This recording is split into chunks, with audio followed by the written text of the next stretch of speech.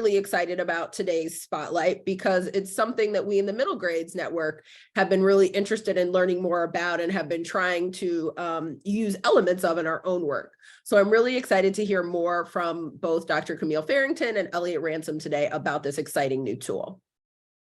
Before we get started, just a couple of quick announcements.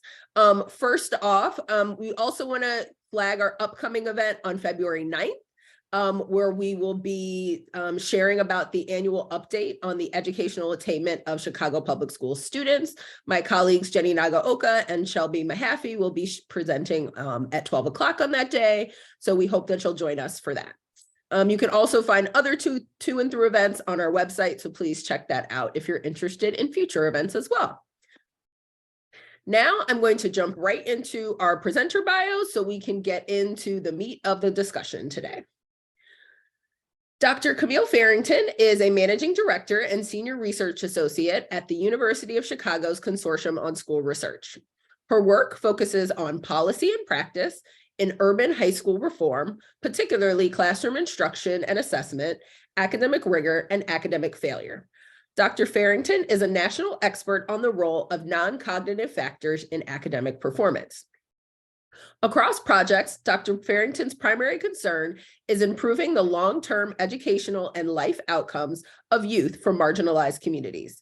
Reflective of this interest, her 2014 book, Failing at School: Lessons for Redesigning Urban High Schools, documents how high schools systematically construct widespread student failure for the most socially vulnerable students and offers practical recommendations for restructuring secondary education to serve the goals of equity and excellence rather than selection and stratification. Throughout her work, Dr. Farrington draws on 15 years of experience as a public high school teacher and National Board Certified Teacher Mentor. She received a BA from the University of California at Santa Cruz, her teacher certification from Mills College, and a PhD in policy studies in urban education from the University of Illinois at Chicago. Our second presenter is Elliot Ransom. Elliot is the co-CEO of UChicago Impact. In this role, he manages and oversees all aspects of the organization, including operational and unit performance, strategy, finances, human resources, key partnerships and funders, and works with the board of directors. Previously, Elliot worked as a sixth grade teacher in Chicago. He's also worked at the central office in Chicago Public Schools and as a leadership coach for school leadership teams.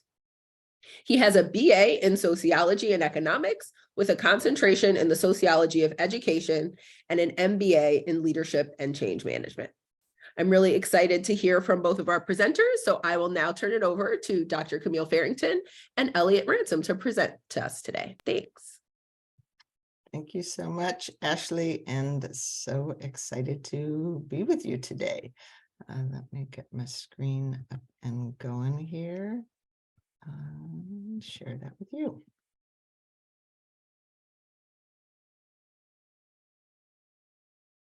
Okay.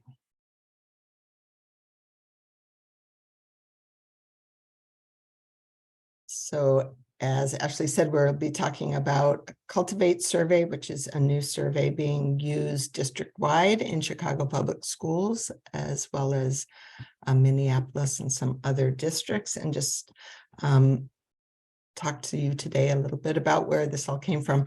I wanted to start just by the why behind our work.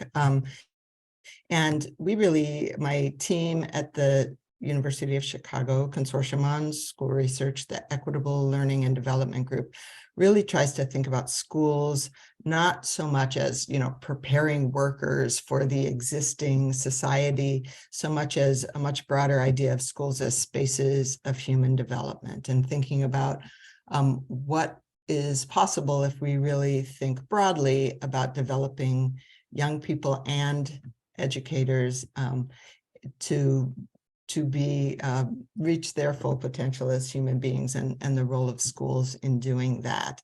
And so we ask ourselves then, like, what kinds of experiences in school would support young people to become healthy, whole, engaged, joyous, connected, capable human beings? And those questions are really what drives our work.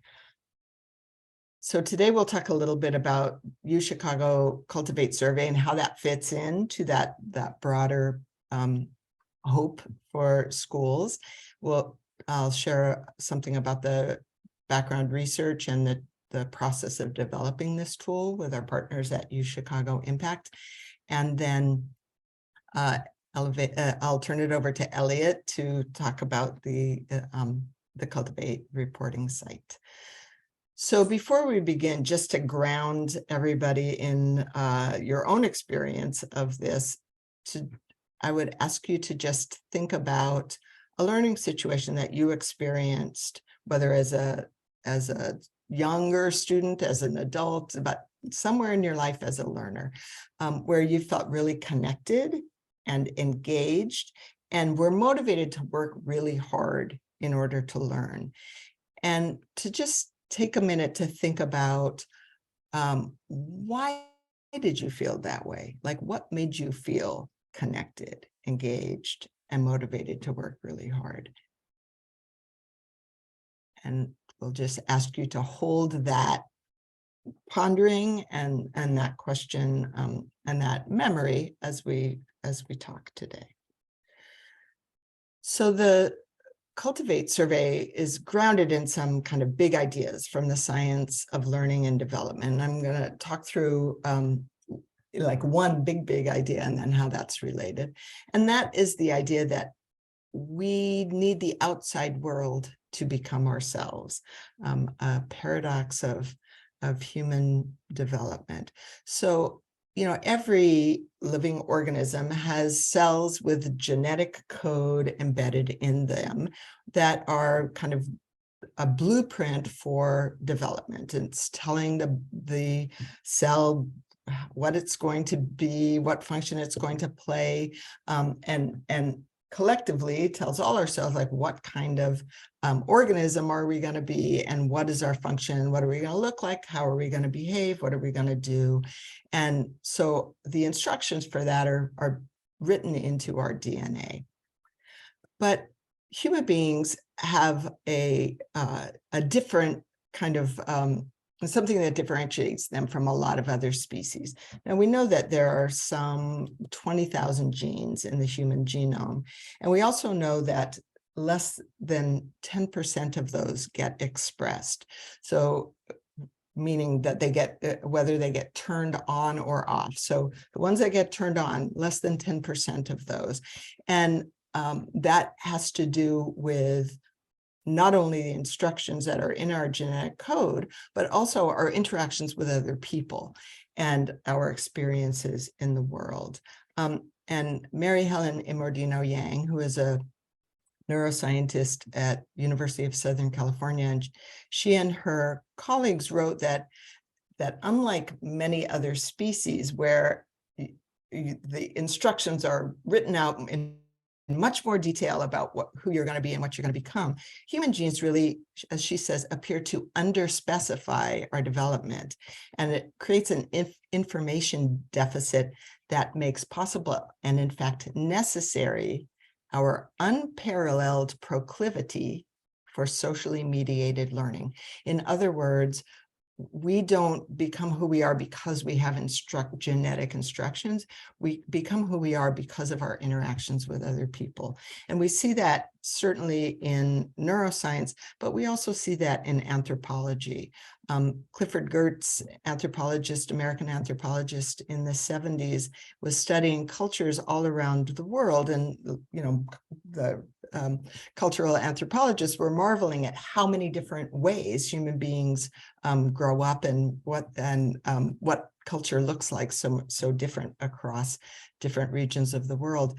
And Geertz said that one of the most significant facts about us may finally be that we all begin with the natural equipment to live 1,000 kinds of life, but in the end, we die having lived only one.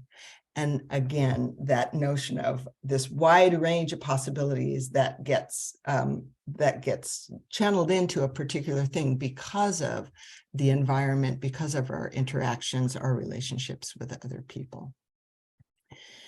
So one big idea in science of learning and development is that we need other people to become ourselves. And it is those interactions that shape our possibilities. Another big idea is that experiences themselves, whether positive or negative, whatever they are, they don't automatically lead to our learning and development. Another thing that differentiates humans from most other species is that we make meaning of things. So we have experiences, we make some meaning of that, and it's actually that meaning that shapes our learning and development. So we talk about the impact of experience on development is mediated by sense making. It's mediated by how we make sense of or make meaning of our experiences. Now, all of those are really key ideas to the Cultivate survey. So what big idea number one is just that how a person experiences a learning environment really strongly influences their thoughts, their behaviors and motivation, their engagement in that environment. And then that engagement determines how much they learn there and how that experience of being in that learning setting shapes their long-term development. So that meaning-making piece of a young person in a learning setting is critical both to their learning, their academic learning, and their broader development. A second big idea has to do with teachers, and that's that teachers, like feedback is good for everybody. Feedback is how we all learn. Teachers can't improve their craft without getting feedback about how close they are to the mark that they're aiming for. I think every teacher wants to create compelling, interesting, welcoming learning environments, but don't often get systematic feedback from all students about whether students are actually feeling the kind of conditions you're trying to create.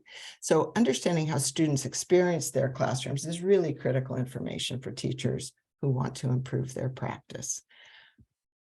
The third big idea is that schools need to, or would benefit greatly from, prioritizing what we call upstream measures. In other words, learning environments and student experiences, just as much as they do the downstream measures that get so much attention now in terms of test scores and grades and attendance and some of the kind of readily available metrics that most schools rely on to improve. So this idea of upstream and downstream measures, I don't know if you guys can see what if that's getting in your way. Upstream and downstream measures that downstream measures of student learning outcomes, again, grades, test scores, those kind of things, come too late in the learning process for teachers to respond in real time to those data.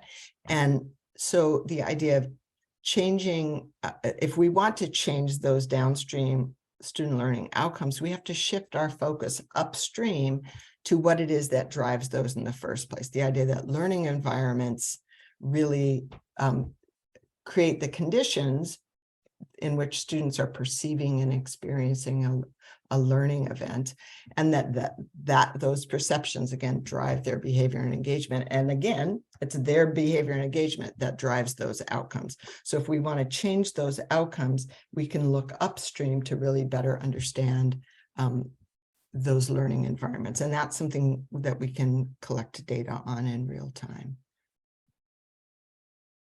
Okay. Now I'm trying to advance my slide and it's not doing that.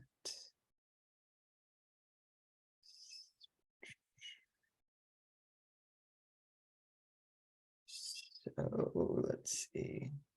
I'm going to escape out of here for a second.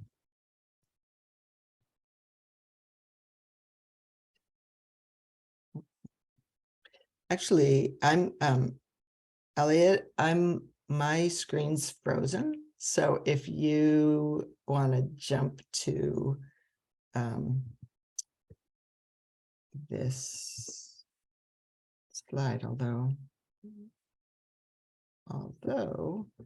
I won't be able to see what you're projecting because it's not even letting me out of here. If there's any tech help, Alex. I'm trying to change it now. Did it change for you too?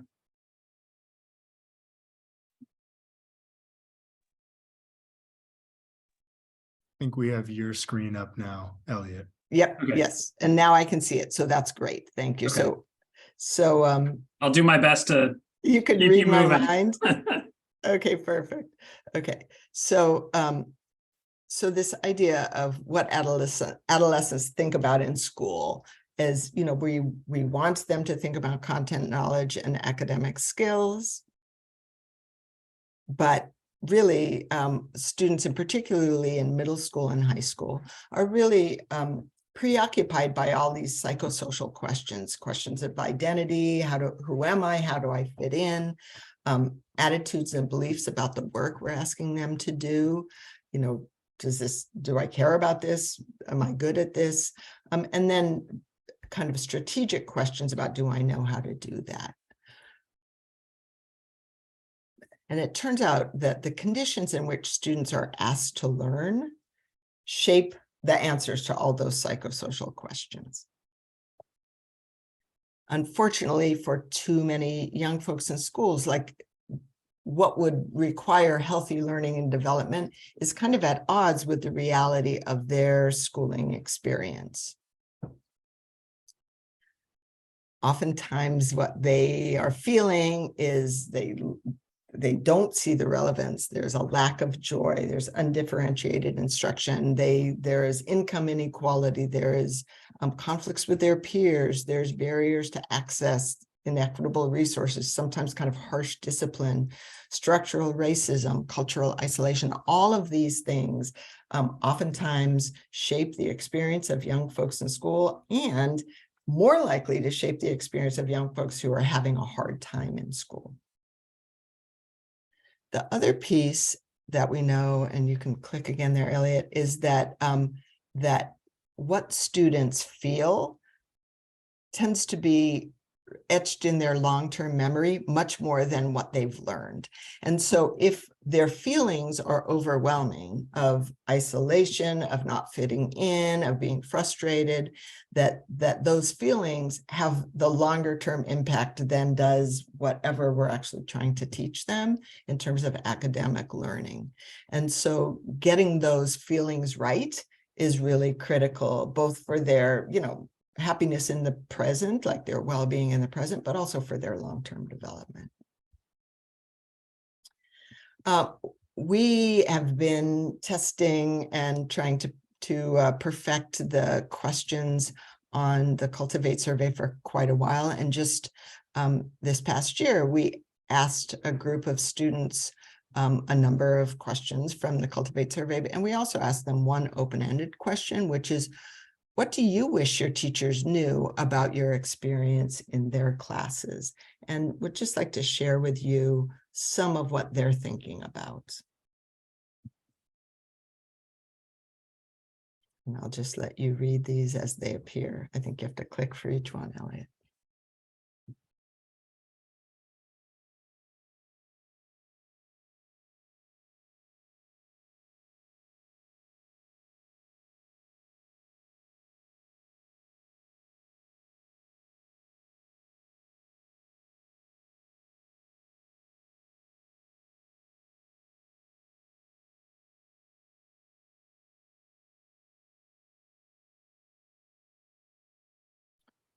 What impressed me about this, when we just said, what do you wish your teachers knew?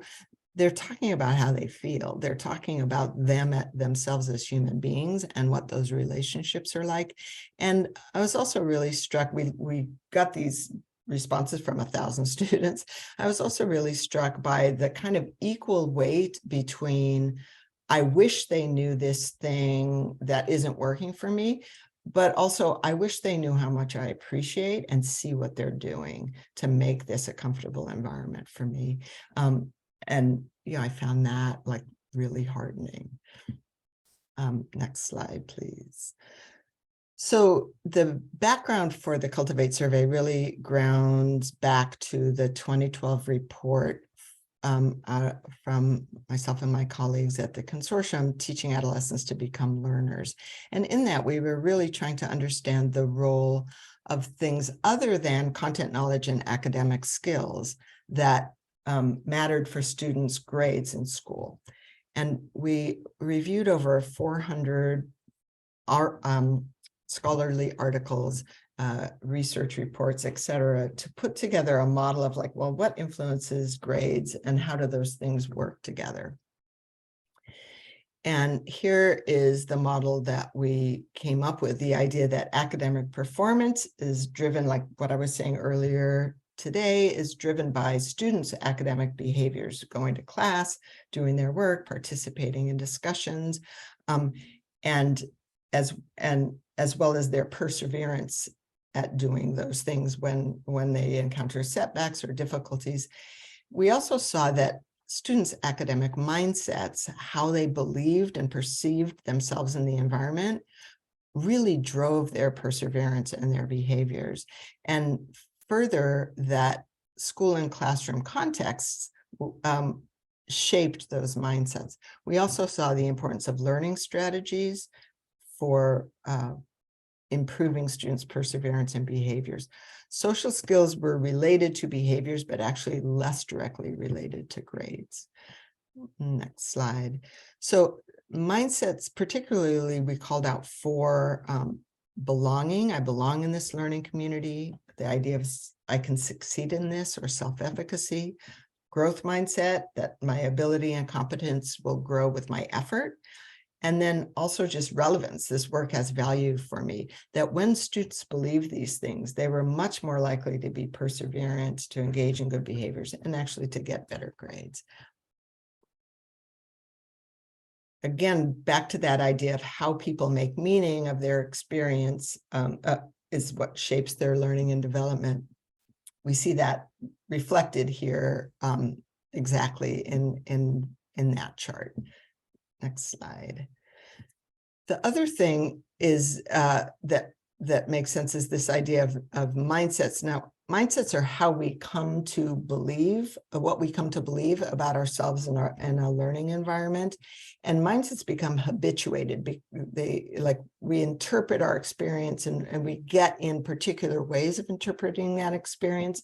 And those become our go-to mindsets or ways of seeing the world. And neurologically, neurons that fire together wire together. We are creating paths in our brains that make that interpretation the automatic one. So all of that made us wonder, well, how much variety is there from one class to the next in terms of students' mindsets or experiences? Next slide. And you can click one more time. So we put together a survey. You can just kind of keep clicking through this. We put together, oh wait, no, you can't. Okay, we put together the survey questions really to try to ferret out, like, what is the role of classrooms specifically in students' academic mindsets, perseverance, behaviors, and performance. And this, go ahead, next slide. This complicates the more traditional model, you can click one more time, of, a teacher teaches, they're delivering facts or formulas, whatever, and a student learns. Like, that's a kind of, basic model of what we oftentimes think of what teaching is, but it really has nothing, it is not that. It's a much more complex cognitive psychosocial phenomenon where teachers not only just are like teaching facts or teaching information, teaching content, but they're setting up a learning experience. And then the student is making sense of that learning experience. Then from that sense making choices about their engagement. And then those choices of engagement determines their learning and development. So again, this upstream, downstream kind of thing. And so we're taking this same notion and applying it then to testing this model then in our initial survey work. So the research and development behind this, go ahead and next slide, that the Becoming Effective Learners survey project, and you can click one more time here, was started back in 2012. We developed the survey. We tested it with multiple groups of students. We engaged in something called the Partner Project in 2015-16, and then all of that led to the creation of Cultivate. Next slide. So in this research, we really wanted to understand, again, like the role of classrooms. So the way we conducted this is really to compare a student to themselves in a different class. So does the same student hold different mindsets and engage in different behaviors across different classrooms? And if so, does that predict differences in the course grade that that same student earns in those two classes? Next slide.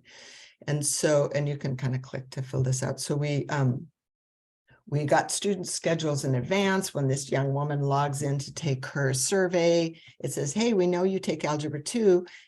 We have a bunch of questions for you about Algebra 2. And it asks her to tell us about the learning conditions in there. And there's a set of questions around the learning conditions in Algebra 2. And then it asks questions about her mindsets, her use of learning strategies, her own sense of her perseverance and behaviors in Algebra 2.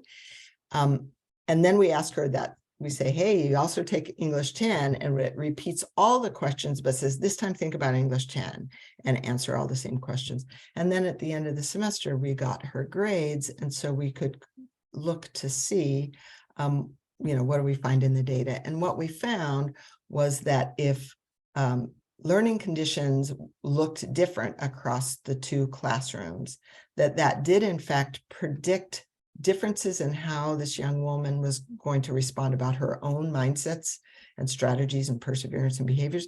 And then that was borne out in the grades she earned in those classes. If Algebra 2 had better learning conditions, she had better mindset strategies, so forth, and she earned a better grade than she did in English 10. And that was even controlling for all of her prior grades. And, it didn't matter if she was naturally better in math than in English. We controlled for all of that and really tried to isolate. And indeed, we could trace it back to learning conditions as being, a source of difference between those things. So from all of this work, and this comes from a line from a paper that my colleague Dave Ponescu and I wrote back in 2020, the idea that emerging evidence suggests that these mindset strategies, all these social emotional competencies are not necessarily something students have or don't have in particular amounts, but rather that social, emotional, and even academic competencies are cued and exhibited to a greater or lesser extent in different environments, that more developmentally supportive and psychologically attuned classrooms brought forth more socially, emotionally, and academically competent students, even if just for the hour they're there. And then that changed when they went down the hall. Next slide. So it's hard to wrap our minds around this because we're so used to just trying to understand, is this a good teacher or a bad teacher, a good classroom and a bad classroom? And it leads us to kind of think, well, maybe there's no such thing as objective conditions in a classroom. And that really all that matters for an individual student's performance is what students perceive the conditions to be. There's not one objective reality, but 30 different subjective realities. All of that work led us to the point where we had a great survey that worked really well for research purposes, but we know what the life of teachers and students are like in school, and we didn't want to unleash a new survey on schools if we weren't really sure that it was going to produce data that teachers found meaningful and that students felt it was worth their time to answer the questions. So in 2015-16, we engaged in something called the Partnership Project with folks around the country. Next slide. And we delivered, we worked with them over the course of the year. I and some of my colleagues at UChicago Impact flew around the country multiple times in the year, and we never gave them data unless we were sitting in the room with them.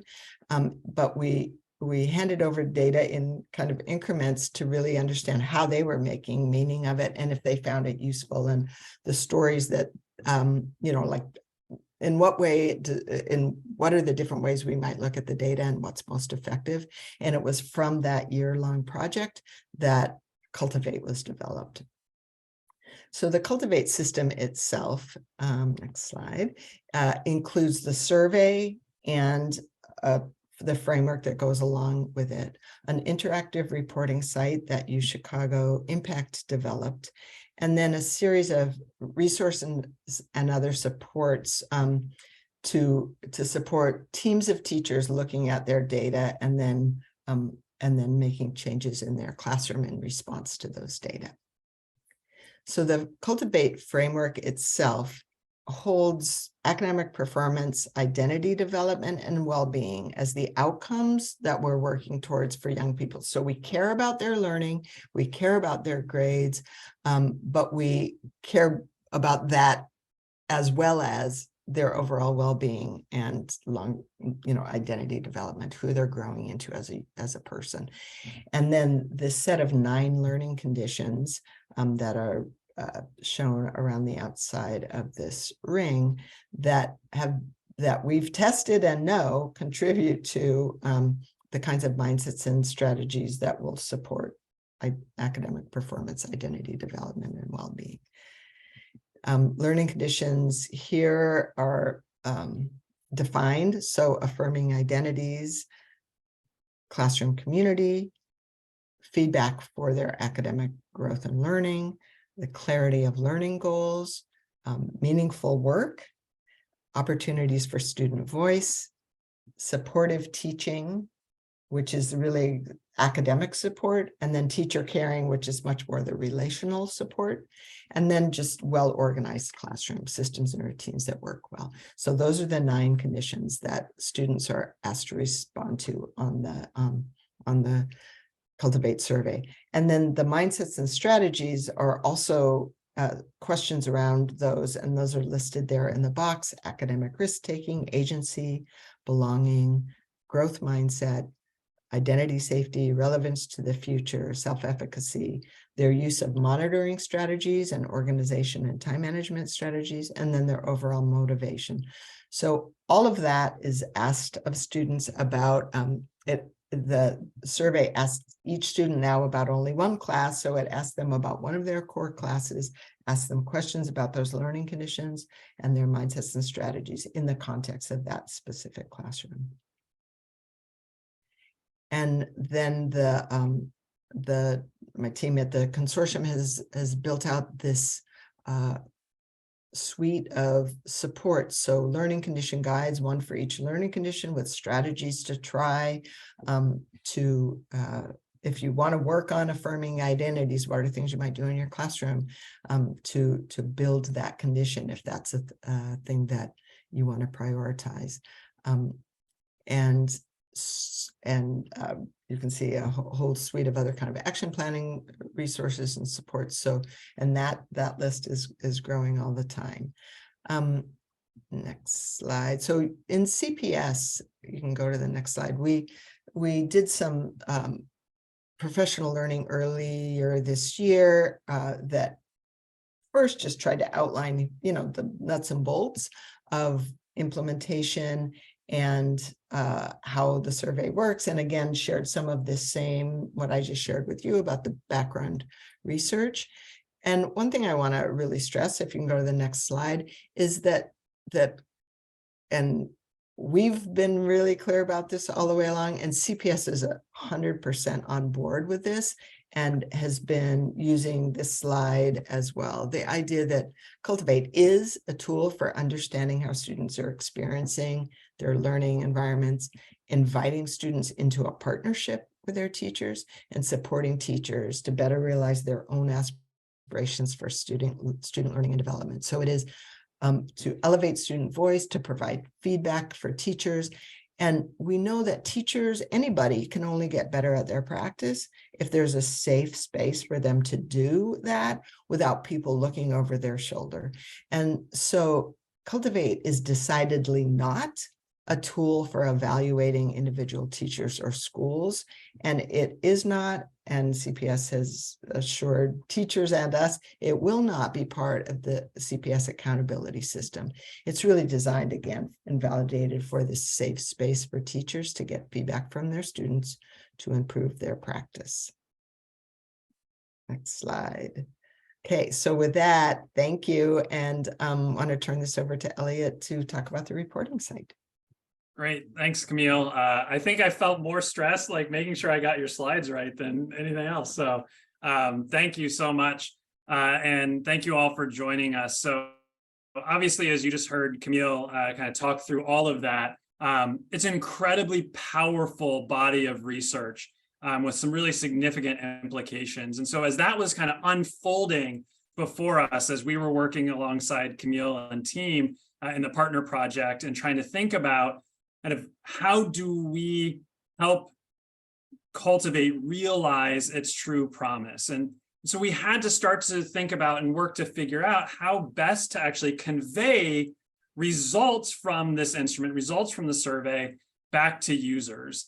But we, in doing that, realized pretty quickly and pretty early on that simply providing kind of numbers back to folks was not sufficient. So instead, we really needed to work to determine how best to situate the survey and the results in these kind of key insights from the research that guide a user to appropriate conclusions.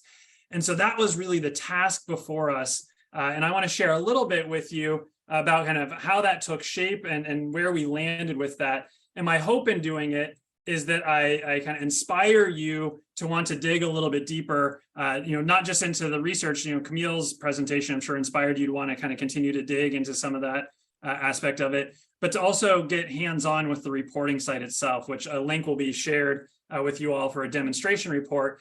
So hopefully this will inspire you to dig in there.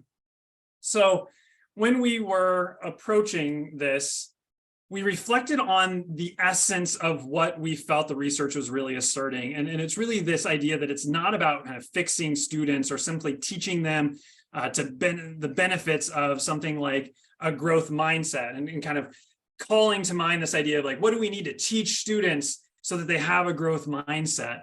But instead, it was really about surrounding them in environments that provided them with supports and experiences that permit them to productively struggle with new and challenging content or to kind of put themselves out there without fear of social consequences, et cetera. So kind of the shift to a question more along the lines of how do we create the kinds of classrooms where students experience growth through effort? And so it's not the students, it's the conditions. And so how do we, again, in kind of creating this sort of platform for this, how do we think about it differently? It necessitates a different approach to reporting. And so this provided us really with kind of two overarching goals for constructing the site. First and foremost was this idea of reinforcing that key framing and that key message of the research by doing it kind of through this unfurling of a narrative, if you will, right alongside the data. And so to do this, we needed to promote this kind of constructive use of data by leading a user to a final destination, right? So this place where kind of rather than just kind of having data to observe, a place that really explicitly asserts what they should prioritize to promote improvement. And so ultimately, we needed to create a journey that kind of got to actionable results and got those results in the hands of educators in a way that helped them know what to focus on and then to think about and work on steps that they could take to improve. And so I want to highlight kind of the stops along the way that we created, again, just as a teaser to help you all understand it a little bit better. And then again, hopefully prompt you to actually dig into a demonstration of the report as well. So the journey begins really with this opening framing that lays out the path that you're going to travel as you seek to cultivate change. It's kind of those markers along the top with a couple key questions, and it kind of provides an overview of what's at stake and key questions that we need to be thinking about as we work to support students' academic performance. So then the first stop as we go along the path here draws directly on the research, and it does it to establish grades as a pivotal indicator that we need to pay attention to, and then shows the power of mindsets and strategies in shaping student performance in school, specifically as measured by grades. And so you might not be able to read all the text here, and that's totally fine, but you can kind of see in the graphical representation there that each of those kind of series of 2 bars represents a different mindset or strategy that has been highlighted. And so you can see here that students who reported a stronger or more positive belief in that particular mindset or strategy earned more A's and fewer F's than students who reported weaker or less positive beliefs about themselves. So we leverage this research kind of right out of the gate to underscore the significance of listening to our students and their reflections on their own mindsets and strategies, because it has this tremendous influence in their ability to ultimately achieve. So that takes us to kind of a logical second stop along the way, which is really the first place where a user is presented with their own data, as it provides you a read on your students' perceptions of themselves as learners and the strategies that they utilize as learners. And so the blue text from the research on the left-hand side reinforces that exploring mindsets and strategies helps us better understand academic performance of our students. So there's a lot of data that is kind of under the surface here. So each of those measures you can see, you can kind of click into it and go to a different screen with a different visual representation of it. But we have this kind of top level visualization that's a little simpler, and it's simpler because it's constructed to emphasize what is truly key here. And that's really ultimately the relative strength of these mindsets and strategies as connoted by the difference score and the order in which the measures are displayed. So the construction of the site kind of prioritizes this idea of not getting necessarily too hung up on or lost kind of in the deep weeds of the data right here, but instead it shows, and it's kind of off screen here, but it shows that this is not the final destination for your journey here. It shows that there's more to unfurl. The story continues from here. And so again, this is kind of a way to reinforce the premise of Cultivate and the research, that it's not strictly about kind of working on and trying to fix kids or, teach them about, growth mindset, et cetera, but instead there's more to the story. So that leads us then to the third stop, which introduces the notion of learning conditions for the first time. And it does it by showing how those conditions connect to your students' data, specifically looking at your students' mindsets and strategies. So this stop really serves as this kind of critical transitional piece, because it shows that mindsets and strategies are not somehow innate, fixed, or kind of the right point of insertion for the actions we're going to take in response to the data. But instead, it really kind of pushes it and helps us know that our students and their mindsets and strategies are connected to and influenced by the learning conditions they experience. So in this version here that you can see, students who report a high level of feedback for growth, so one of the learning conditions, if a student reported a high level of feedback for growth, and that's what you're going to see in the green bar, they are considerably more likely to report strong mindsets and strategies than students who report a low level of feedback for growth in their classes, which is the gray bar there. So the goal of this stop is really to assert, again, it is not the students. The conditions are what are our leverage points. And then that takes us to our final stop. And when we arrive here really with a call to action, both in terms of the blue text from the research on the side, which again reinforces that cultivating strong learning conditions is the path to changing what students believe about themselves and ultimately how they perform academically. But it also does it with a very direct assertion of what your school, or if you use disaggregated data, what your grade level or your subject team should prioritize as the highest leverage points given your school's mindset and strategy data. So you can dig into these concepts more deeply. You can review the action-oriented items that students responded to. You can access, and Camille kind of hinted at, some of the increasingly robust resources that the team is working on and developing. So you can access these strategy guides that are embedded in here to support your action planning and the next steps you're going to take from here.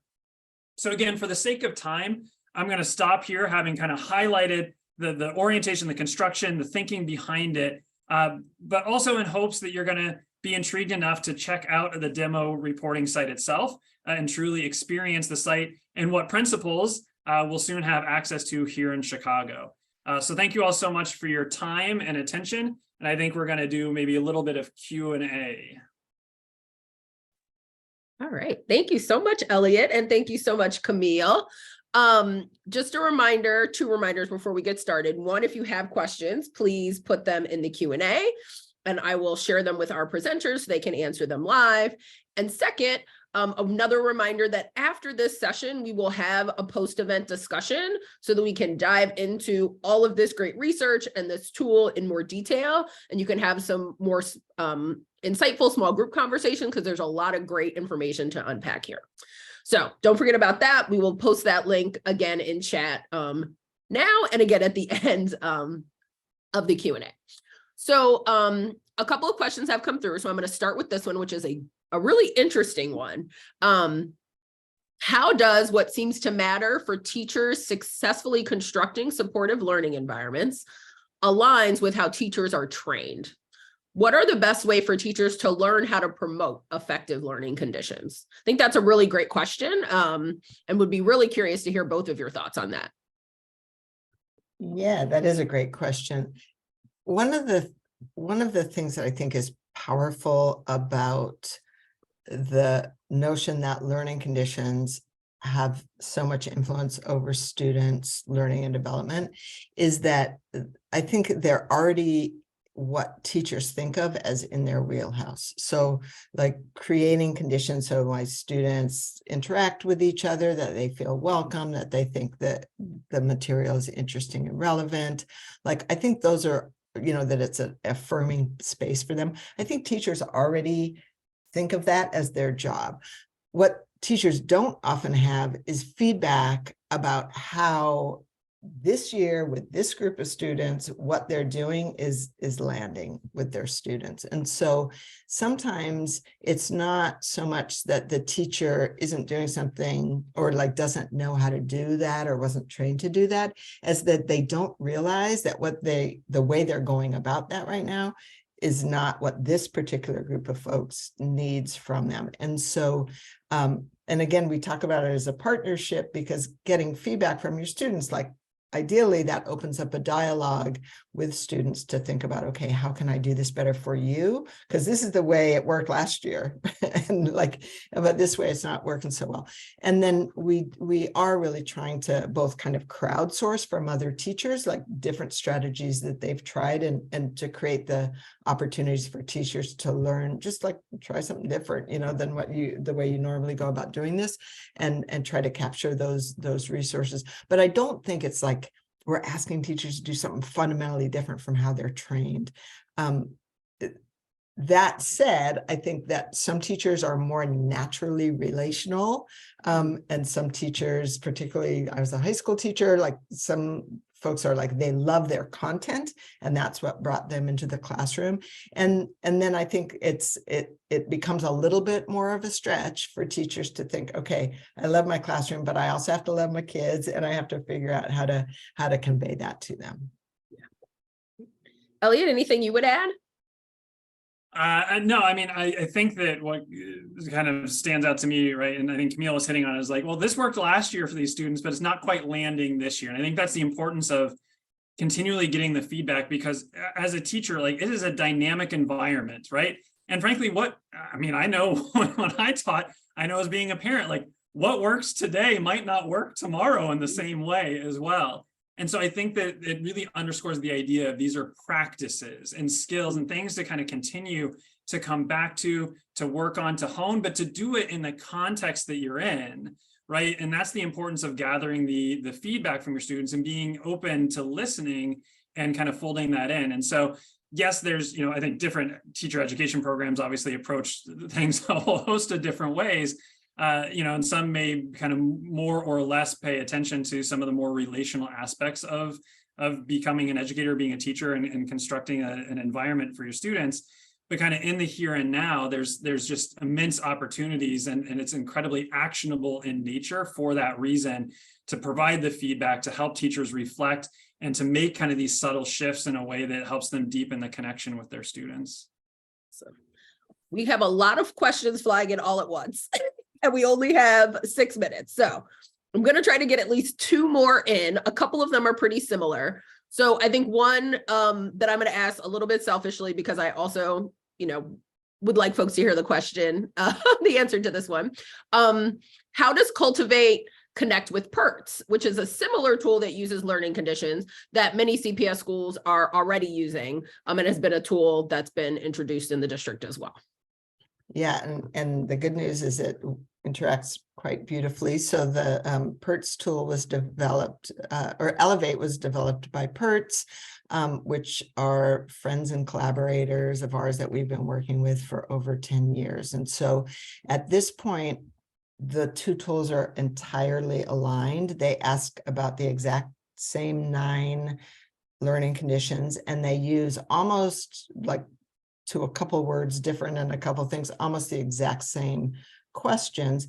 The difference between them is that Cultivate is a school-wide survey that a school uses to get a sense overall, like across grade levels or across subject areas or school-wide, how students are feeling in their classes, how they're experiencing those classrooms, and to be able to provide data for teacher teams to look. And again, like a 9th grade team can look, and here's what 9th graders are saying about their classes, or the math department can say, here's the data on math.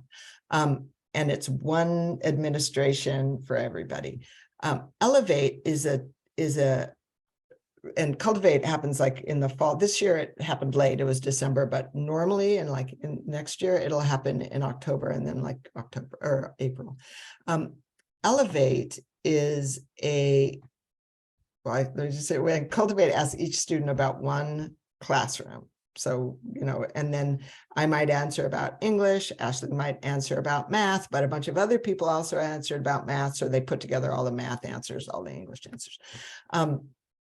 So Elevate is a tool that an individual teacher uses themselves, surveys all of their own students, and gets that data back just to them. So Elevate is really a tool in the hands of teachers to build that kind of progress monitoring. Like Cultivate will tell you 9th graders, generally, it would be really good if you worked on student voice in 9th grade classrooms. But if an individual teacher wants to know, okay, I'm working on that, am I getting better at it?